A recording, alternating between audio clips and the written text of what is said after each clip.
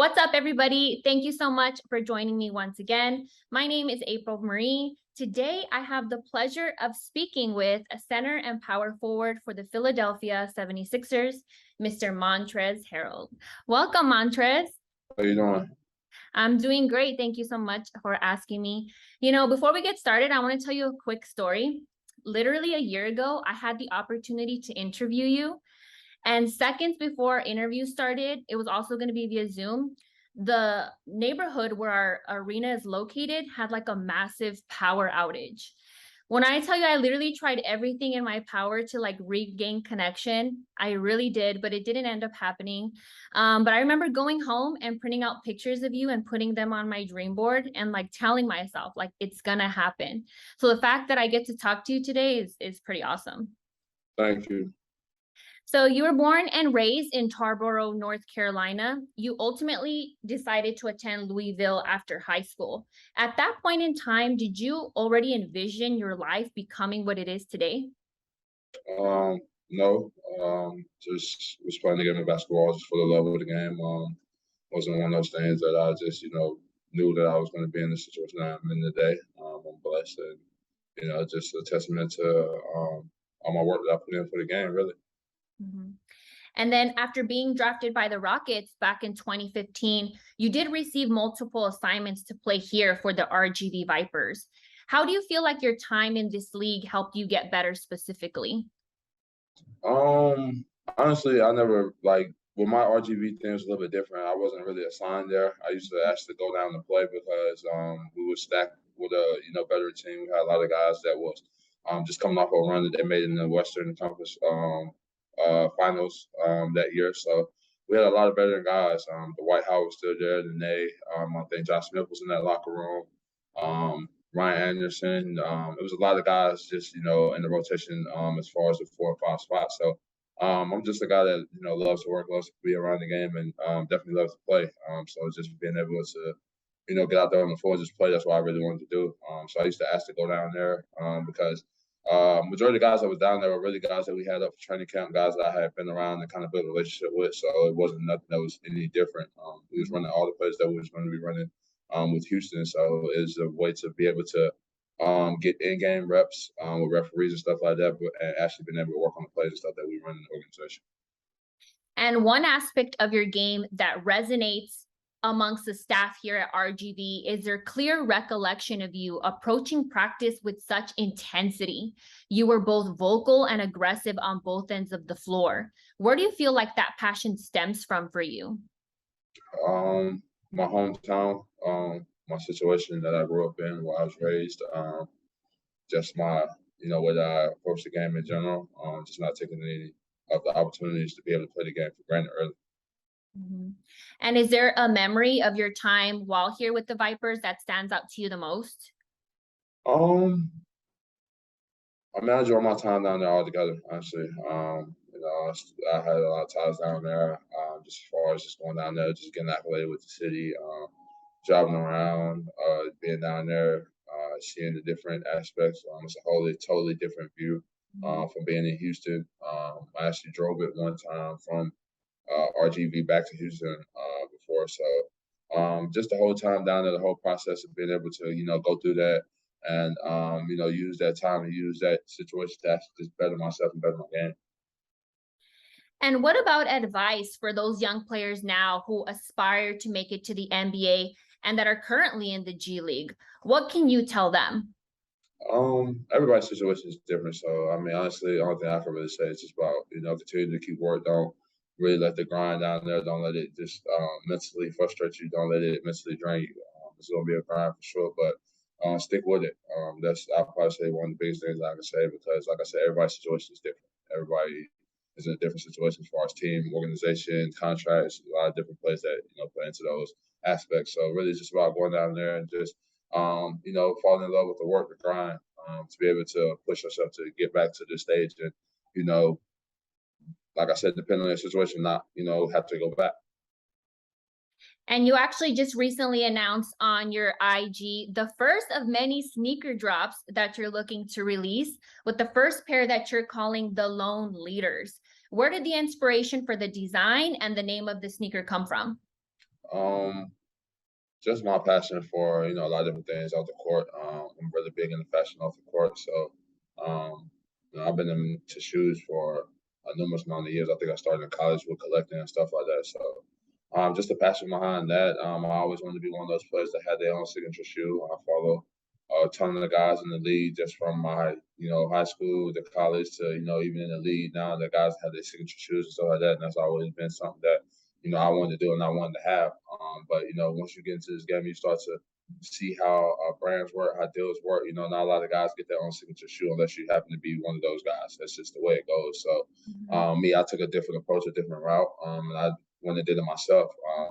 I don't hold no ties to no brand. I'm not sponsored by any brand, so I literally go out here and I'm literally in the process of working with a company called Crave in China to the point where I build my own basketball shoe now. And I'm already have a on court basketball shoe that I've done with a black owned you know basically I look at him like a mogul, man, because the thing that he does is it's not only just shoes. He does fashion, he does glasses, he does a bunch of different things, man. So just to be able to be around him and seeing how he works, his name is Delvin. His brand is called Saya. So just to be able to hold a conversation with him, talk to him, pick his brain, and just being able to build a relationship that we have today to the point where I create another on court and basically like off the court shoe as well. That's really why I wanted my shoe to kind of be like one of those shoes you kind of put on court, play in, but at the same time, if you want to just wear it chilling with sweats, jeans, whatever you still do as well. So Right. that's the two shoe aspects that I'm looking at. As far as the lone leader, it was basically just like my logo that I trademarked, and it's basically like the yin and yang symbol, how it goes, but it's the centerpiece is a gorilla and a wolf, Hmm. and it's just more so just how I am. I think a lot. I chill to myself. I be to myself a lot, and just a lot of the ways that my brain works, my mind works. Just the aspect of my life in general. I've been in that situation for a long time with having to provide for my family, my loved ones, and just taking care of a lot of people, man. And if you look at the way that a wolf travels, it's rarely alone. It's in a pack. It's a lead wolf. Basically, somebody that leads their family to hunt, living, everything in that aspect. And it's the same thing with a silverback gorilla. It's the same exact thing, man. It's the one that's the head. They lead the pack. They basically make the different adjustments, the different um, basically choices for the whole entire herd. And that's just something that kind of resonates with me. And then when it carries over to their aggression, I mean, it's just the way I play on the court. So I feel like it kind of tied to me. I didn't want to be one of those players that kind of just use their initials to make a logo. I feel like Right. everybody's done that for so many different years, and it's kind of it's played out with me in college. I didn't even I seen it with guys on tattoos. I seen it with multiple different things, and it's not something I really I kind of want to just be different in general. Yeah, no, it's definitely unique and definitely catered to you, which I love. And your teammate, PJ Tucker, also known for being a big time sneakerhead. Have you gotten him to rock a pair? Honestly, I've been talking to Tuck, and we was talking about it. Tuck is he's kind of a tough person to kind of do as far as shoes because the way his like molds of his feet is a little bit different. So one of them is kind of like bigger than the other. So it's kind of tough. So I would have to like try to find that gray area to what feels comfortable for him. But at the same time, I don't want to try to change nobody's rhythm or what they accustomed to of Right. being on court, man. I know what works for me. I'm able to, pop a pair of shoes out of the box and just be able to go play. Some people can't do that. They got to wear the same model. They got to break them in. They got to do a lot of things. So every player is different. And your athletic brand, Underdog X MBYC, which is the acronym for Never Believe You Can't, is doing some amazing things in the community, including opening a gym in your hometown. Since doors have opened, what type of impact has it had on those people who frequent the gym and the community as a whole? It's been great, honestly. The kids utilize it every day. One of my best friends is literally a trainer in there. My old high school track and field coach was actually my trainer throughout high school because that's what he does. That's what his job title is. But he was just, in the process of he's always been in love with track and field, so he took the job over and coaching track and field for us. He's actually working with the guys as far as weightlifting, strength and conditioning. So I'm just blessed to be able to have a great foundation of people that I've been able to, build relationships with from my hometown, and just people that basically have seen me come along this journey really, and have been a part of it. I don't really associate with people that pop up, or basically that I just rarely meet. Like I said, I'm a closed off person. I really only associate with people that I kind of grew up with. My friends are people that I literally play AU with since I was 14. My manager was my AU coach when I was 14, man. So like I said, I don't really resonate with stepping outside of my element as far as like uh, my norm of my social circle. Really, I Right. feel like it's one of the most important things you got to have, and that circle can be one of the things that helps you or breaks you. You can have people Mhm. around you that are around you for the wrong reasons, or just leeching off you, pulling, or in my circle, my emphasis, I got people that's literally everybody's doing something positive. Everybody's working towards doing something positive. And if I'm the main centerpiece that kind of keeps that all together and keeps everybody in those lights and in those paths, then I'm perfectly fine with it. And is there anything up until this point that you would change when you look back and you look at your life? Um,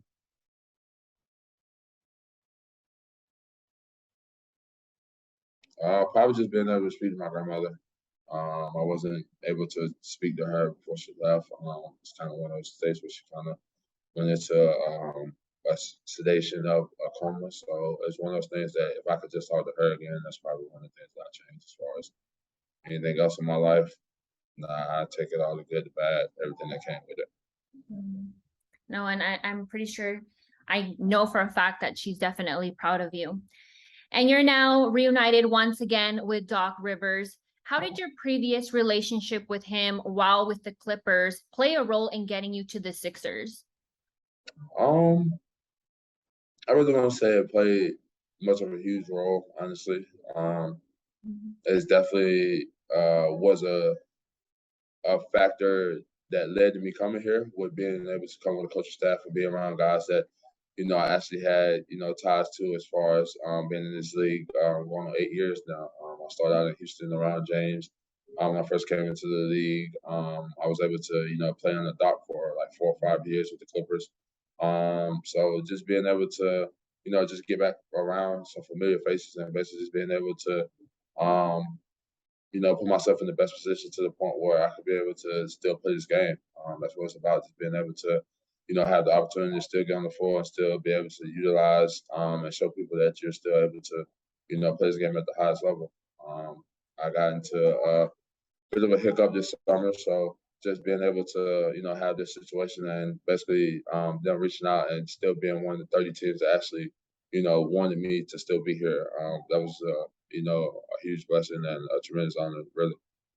And with the season getting ready to tip off and the depths that the 76ers have, particularly at your position, what is it like to be able to compete against guys like Reed, Joel, Tucker, and Tobias every day? It builds character. It builds a different, you know, knack as far as going into the games, approaching different opponents. We definitely come in here and push each other to work extremely hard, better each other. Just do all the little things to, try to push the other one to get over the edge. And that's on both ends of the floor, because when it comes to the season, we're going to be out there doing it together. It's not going to be us in practice where we continuously beating up on each other, running plays, and of course, we know the plays. So it's able, you got guys that cheat plays sometimes. So there's a lot of different things that come with it. But at the same time, I think we're all locked in on the right mindset and the right focus to the main goal this year, and that's to actually try to, win a title in Philly. I think guys have been locked in for that since we came into training camp. It's resonated through the preseason, and next week is the real thing, to the point where we prove it. Yeah, it's going to be exciting, definitely. And ultimately, Montrez, how do you want this game to remember you? Honestly, I don't really care, man. I know what I do when I come onto the floor. I know what I do when I go into any organization. So really, when I'm done with this game, bro, I'm probably gonna fade off and disappear. I got a son, I got a daughter that I love to death. My stepdaughter, she's amazing, and my kids are my world. That's what really continues to keep me going. That's what continues to keep me motivated. So really, once I'm done with this game, or really once this game is done with me, Mhm. I'm just gonna focus on them, man. I'll probably just go on my land and just fish 24/7. I got businesses that I got into place now that when this game, like I said, is done with me, when it's to my time to put the ball down, I can start right into one of my businesses and continue to live my life and continue to just be who I am to my loved ones. I don't really look at as far as what the game is going to do for me. What I That's not really up to me to write that story. That's up for everybody like sitting in places like you. I don't write the narrative of this game. I don't know what they'll say about me when I'm done, but I know what Trez is bringing to the game. I know what Trez wants to accomplish when he is done with this game. As long as I hit those marks, everything else that everybody else say, I really don't care. I've been hearing about it since I, you know, came along this game that I really wasn't supposed to be here. Now I'm going to And my eighth that's year. real because you've been able to accomplish so much. And I love the fact that you have such a humble demeanor about yourself. I think that speaks volumes in itself. So I definitely appreciate that. But thank you so much for taking the time out of your busy schedule to talk to me. Thank you so much for those of you who joined me today to watch today's interview. Definitely go and check out his brand. He has a ton of stuff releasing soon. Your athletic brand is also phenomenal, the gear and so forth. You want to show some love. And of course, I'll be rooting for you this season. So thank you once again. And for now, that's basically it. I'm April Marie, and I'll see you guys next time. Bye.